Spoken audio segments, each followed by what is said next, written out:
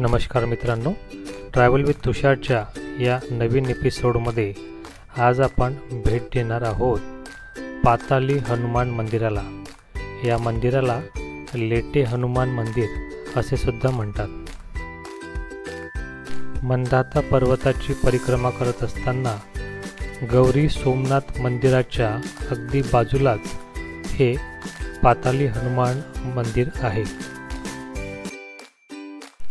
पाताली हनुमानाचं मंदिर हे खूप प्राचीन असून या मंदिरामधली विशेषता अशी की या मंदिरामध्ये हनुमानजींची जी मूर्ती आहे ती झोपलेल्या अवस्थेमध्ये आहे।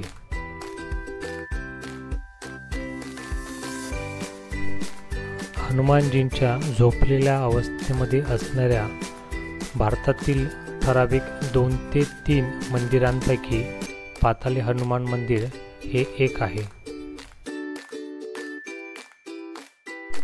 या ठिकाणी अशी एक मान्यता आहे की जर आपल्याला आपली काही इच्छा असेल तर ती हनुमानजींकडे सांगायची असेल तर आपल्याला कॉइन हनुमानजीच्या मूर्तीच्या डोक्याच्या बाजूने चिपकवावा लागतो। अशावेळी आपली इच्छा मनोकामना जी असेल ती पूर्ण होते। अशा प्रकारची आख्यायिका या पाताली हनुमानाच्या मंदिराविषयी आहे।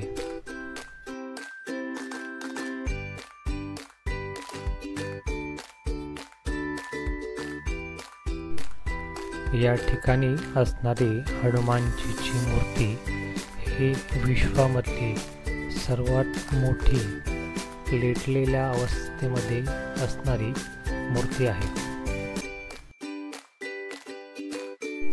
गौरी सोमनाथ मंदिराचे दर्शन घेतल्यानंतर तेथून बाहेर निघाल्यावरती हे पाताली हनुमानजींचं मंदिर आहे।